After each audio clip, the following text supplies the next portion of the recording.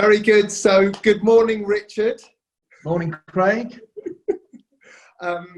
Those of you who are out there and kind enough to give us the time to listen to this recording and interview of Magnifying Your Impact, I wanted to start by saying that this is very close to my heart as to how we make a big impact in the world, especially with what's going on right now with our enormous challenge with this pandemic and the coronavirus. And so I'm really excited about today's interview because Richard Holliday, somebody who to me has just got great strength and balance in his life and is a great businessman, fantastic family man, entrepreneur, very, very keen on sports, was great, a great dad to his children, and just has this, I think, he, as I said, he might disagree with this slightly, but he has a great balance and has always been, when I need it, Richard's always there to help me and support me and guide me in my career.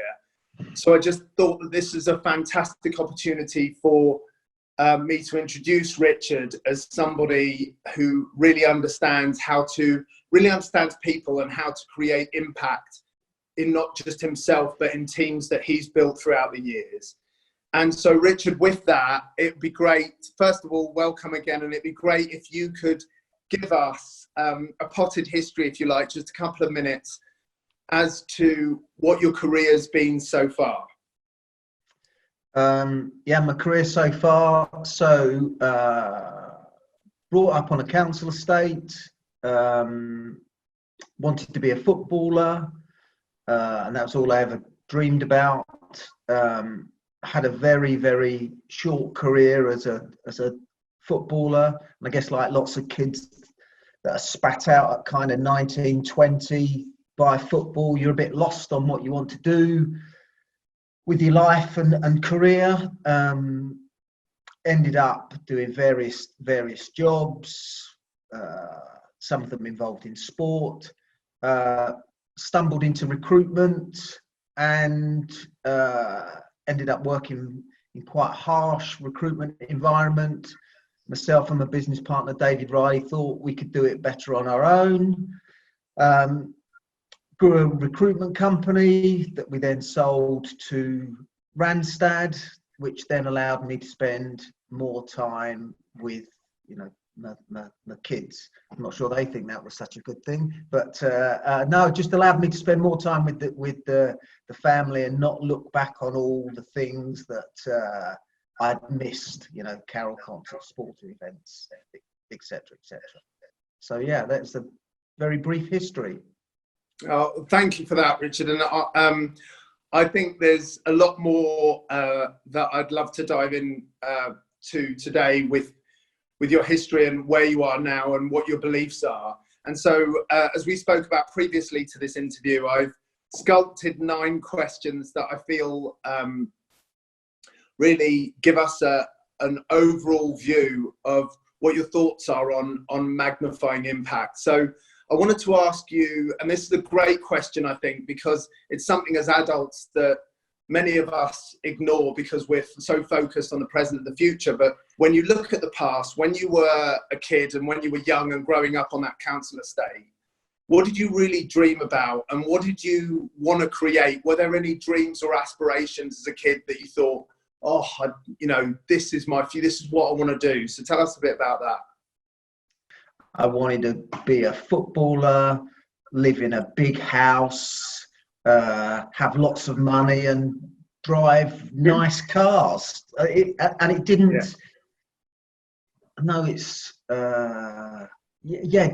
just didn't go beyond that.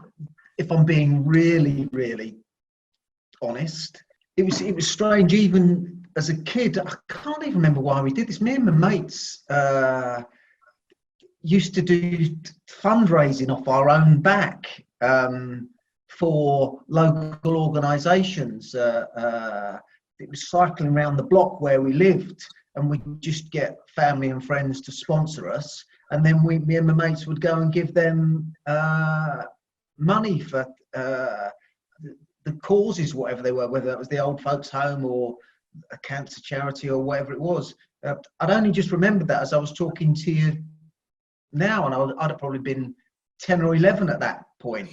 And you know, through the last 25 years that I've known you, what's most impressive to me is the structure of your values and how strong you are about your ethics and the way that you and Sharon live your life.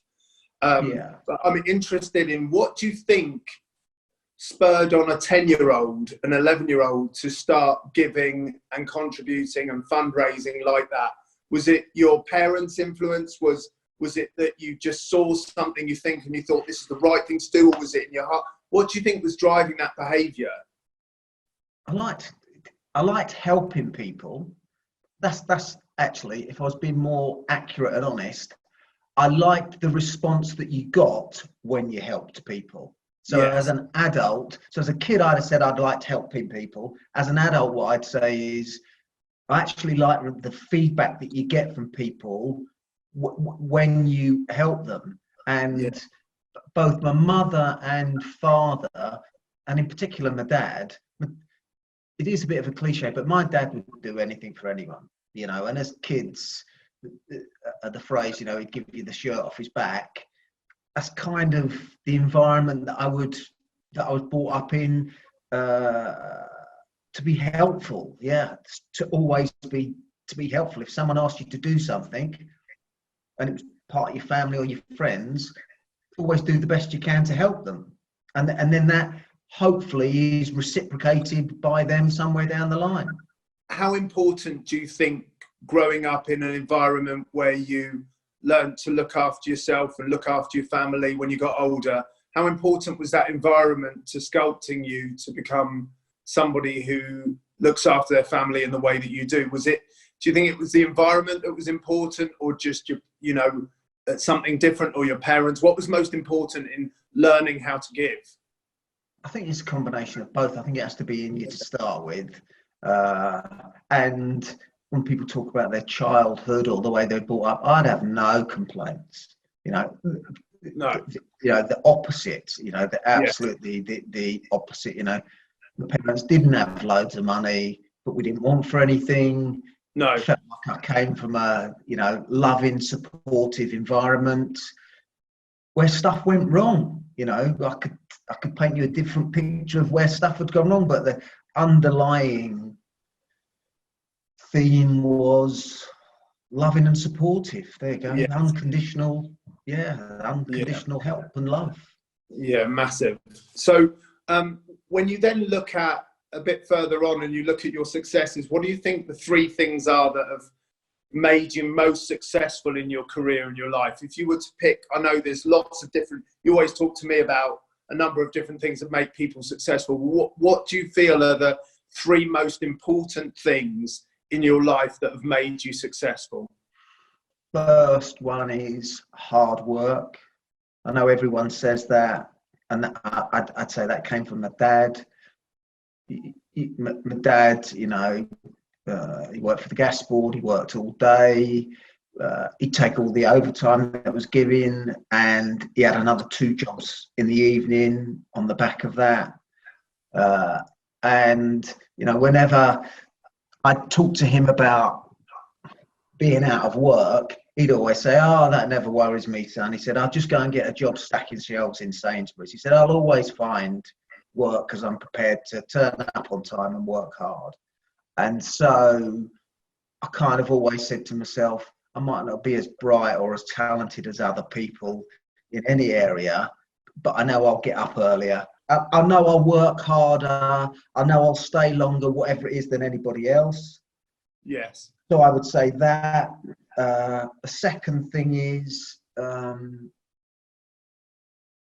it's never over till the fat lady sings. You know, just you have to keep fighting, and when you think you're dead in the water, you're not. So I was a fighter of lost causes. You know, I learned how to fight lost causes both physically and work. And probably the third thing that I only really learned later in life was never stop trying to learn and improve yourself. You know, it never ends. When I look at those 3 things, I learned a long time ago, which I think you did too, about modeling and watching people and diving a bit deeper into what's really going on. It's like when you watch a football match, you're looking at things deeper, or you're looking at what's happening 5 minutes before it happened and 5 minutes after it happened. You know, you'll go deeper into people's psychology and what's going on. When you talk about fighting lost causes, and when you talk about never giving up, when you have had enough and you started at 6:30 in the morning and the office was empty, and then you're at 6:30 at night and it's just one of those days and everybody else is disappearing, and you would love to get back in your car, and you know that if you stay another hour and a half, things are going to change. Is it something that you tell yourself when you think this is over, but you know it's not, and you know you have to dig much deeper, or you've got horrible, experience with somebody, and you just have a horrible conversation to deliver, or, when your back's up against the wall? Is it something that you say to yourself, that you talk to yourself and say something that gets you to follow through with the difficult times? Is it a feeling? Is it a belief? What is it that just takes it from uncomfortable to pushing through that?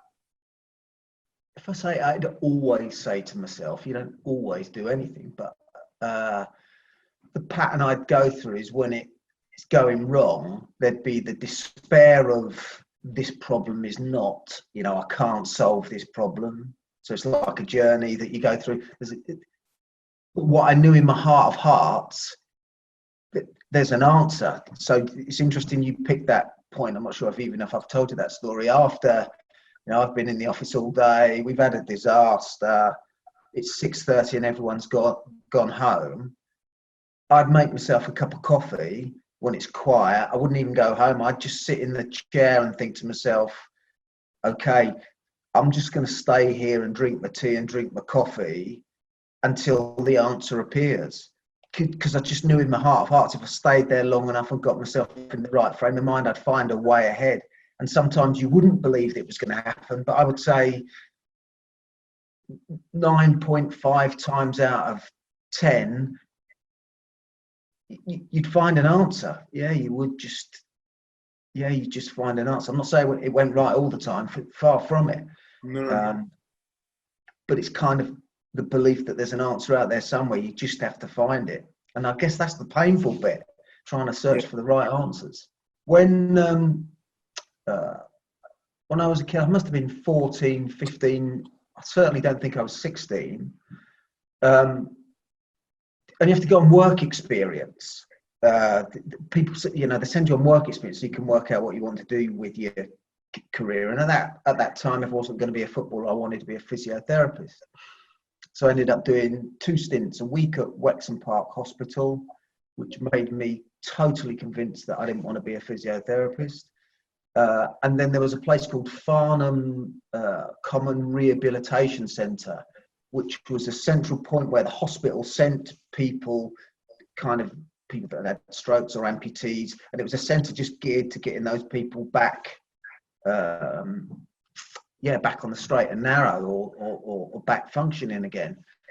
And I turned up there as a kid in the changing rooms, and for a young lad, 14, 15, sitting around in the changing rooms with other men, that had strokes, different parts of their bodies amputated, that was quite a moving experience. And then up on the wall, in big writing, there was this was even before it was trendy to kind of put motivational phrases. It said something like, if you think you're in pain now, there are lots of people in the graveyard that would love to have the pain that you're suffering now. So come here, work hard, and enjoy the pain, or words to that effect. And that, going back to that point about finding a solution, that phrase stuck with me forever. So whenever I was in either physical or mental pain, that has influenced me to think, there's people in the graveyard that would like to have this pain. So do you know what? Keep working hard and finding a solution. That's very insightful to me, because I think, I heard a long time ago that, don't make a decision from a place of weakness if you can help it, and just be patient, because what I'm hearing there is that so many of us just, we'll have a really bad day and we want to get out and we'll just leave quick. And, that's a lesson in staying the distance, but also giving yourself space to think, and your belief, you just have a strong belief that things will change and things will get better, and I will get this idea and I will make it work, and just give yourself space to think about what that is. So that's powerful. When you were building your teams, what do you think is the most important thing that creates that winning culture? Because you started with a few of you, and then you built a much bigger business. So how did you instill this belief system in a bigger team? How do you create that winning culture? If there's one thing that you could give advice to about getting that ability, that strength in other people, how would you do that? If I kept it really simple, find people with the same values and beliefs as you, find out what motivates them and help them achieve their dreams. Because if you help them achieve their dreams, the chances are that's going to lift you to achieve yours. And where it goes wrong is you don't employ the people with the same values as you, and then you don't take the time to find out where they want to go with their lives and dreams. I know that sounds a bit oversimplistic, but that's... No, it's not oversimplistic. I think we're addicted often to people's skills rather than their values. And obviously the world's changing now, but I really recognise my mistakes in doing that in the past with teams. For those who are looking to build a charity, a social enterprise, a non-for-profit, community interest company, a traditional business, who want to go into partnership with somebody else, just give us some advice as to what's important to have in your business partner. Statistically, don't do it. Okay. The chances are, the chances are it'll fail. I think we were just very, very lucky. But to answer the question, this is a true story. So in our very early days, when the company wasn't as financially secure as it was towards the end, I never felt it was financially secure, but that's a different story. I was on it was a summer's evening. David had just been across to Sainsbury's to get a sandwich. I think everyone had left the office and we were sitting there chewing the cud. And he came back from Sainsbury's with a sandwich and a bag of crisps or something like that. And he gave me a £5. I said, oh, what's that for? He said, I said, when I was walking back, he said, I found a tenner in the street. He said, and me and you, we divide everything 50-50. I said, yeah, but you just found that tenner in the street. It had nothing to do with business. He said, oh no, you know that's not how it works. And that's a true story as I sit here now. So we trusted each other implicitly, like absolutely. More than brothers, I'd say. We trusted each other implicitly. And when you first go into business with someone, you might say that, but you don't really know until the times get really tough. And when the times got really tough, we've both been there for one another. And if you've been together for a certain amount of time and you have got that trust, and it does get really rough and really tough, and you do think, okay, I'm going to call it a day, don't, because you have found someone that you can work with, because, you know, that happened to myself and David. Yeah, that's So really it's that powerful. absolute trust that you just don't find, you just absolutely don't find. Yeah, that's fantastic. And that's an inspirational story. And it's that value of trust. It's the basics, but like you say, it's when you find it, just keep trusting it. And it's interesting how you say you don't find it, it's rare. Is it? Do you feel it? I know it's not luck necessarily, but I have a belief that if I trust myself enough, and I believe enough, then good people show up. I suppose you've just got to be awake, and if you don't find it, then you don't find it in life. Let's be real. But if you trust yourself and you keep believing and you keep asking the questions and work hard enough, do you feel that good people show up? Yeah, we used to have David and I used to have a phrase. Oh, lots of things, in our early career, we certainly weren't angels. But as we developed, we call ourselves the choir boys because we are very straight-backed and innocent. Yes. And what happened was you kind of have to decide who you are as a people and what you are as a business. And we used to say to ourselves, look, we're going to keep putting our hand across the table to shake people's hands. So what we meant by that is we're going to keep doing good things to people and doing the right thing for people. And sometimes what's going to happen is when you put your hand out there, someone's going to chop it off. Yeah. Well, when someone chops your hand off, just remember all the good things that have happened. All the good things that have happened. Don't judge everyone by the one that's chopped your hand off. And a business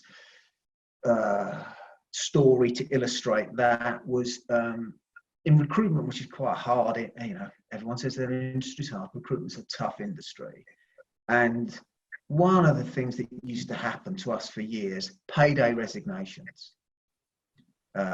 So what would happen is on payday, I'd sit there at my desk and think, oh, I wonder who's resigning today. And it would just, the stress would kill me on whenever the payday was. The stress would kill me. And two, I think to myself, is that what you think of me, that you don't trust me to pay your salary? Is that the impression I've created, or that David and I have created, that you don't trust us enough that we wouldn't pay you your salary? You don't know us very well. We made a decision that we're going to change that. So we started to take actions where people trusted us more, and the payday resignations became a thing of the past, just because we decided, you know what, we trust each other. That's one of our strengths. These people obviously don't see it. We have to change that perception of ourselves. And it did take years, but it just disappeared. It just wasn't something that was part of our culture anymore. Yeah, that's really powerful. So I really get that. I really understand that. And, again, another belief is, it's old as the hills, but change yourself first, change yourself first. And, that's really graphic, and that's really powerful, Richard, for people who right now are running charities, running organizations to hear that message. So I just want to ask you one more question. If there was one, you've given a lot of great ideas and advice and guidance throughout this, I feel. I've got one more question, which is, if there was one piece of advice that you'd give to the leader of an organization that's looking to magnify their impact, make change, improve things, what's the you probably already said it in the interview, but I want to highlight it. What do you think is the most important thing right now when we're in, in inverted commas, we're in a crisis, we're in a difficult time, we might have the next 2 years of recessionary pressure, even, maybe dip into a depression? I sincerely hope not, but globally, we've got big challenges right now. what do you think is the biggest advice with somebody sitting there thinking, oh, you know, I've got no money coming in. The business was in a really good place. And now I'm, you know, they fully understand that there's a pandemic in the world, but they're losing staff or they're losing money and they don't know where their next trade is coming from in a couple of months' time. What's your advice to them? Because you started pretty much in a recession, didn't you? I mean, or you. Sorry, go ahead. Yeah. Look, we've been. I could give you examples all day. You know, we've been through some tough times, both health-wise and business-wise. And when you're in that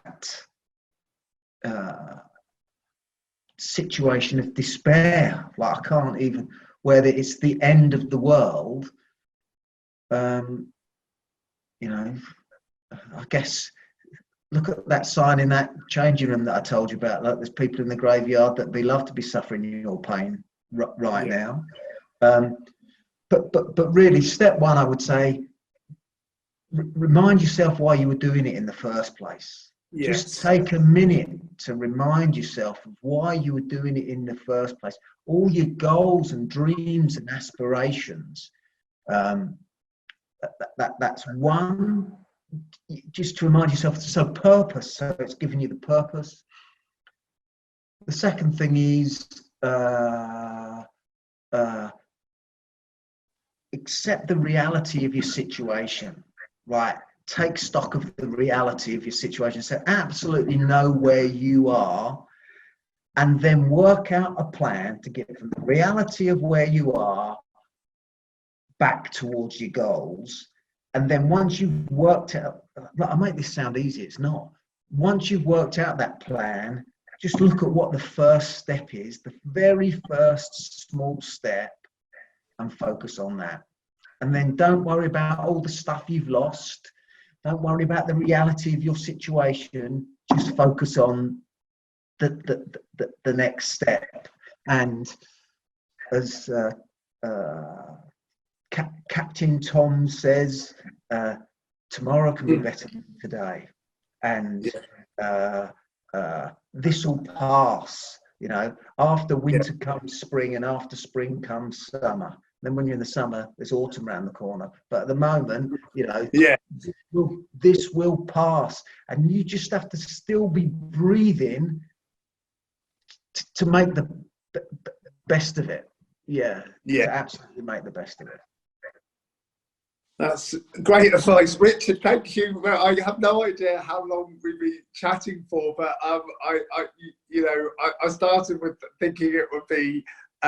I've just looked at, you know, and it's slightly longer because, you know, I've just got so involved and engrossed in what you're saying. And I think the richness for me of this chat, we've had so many chats, the richness of this chat has been the number of stories that you've given us that demonstrate in reality. It's all very well to give people points. And I think what will stick in my mind from this and what's really powerful from it is the real life examples that you've given us along the way in your life and your success. Thank you. I've really genuinely enjoyed chatting to you today. Thank you so much for your time as always, mate, and look forward to speaking very soon. Thank you for your time.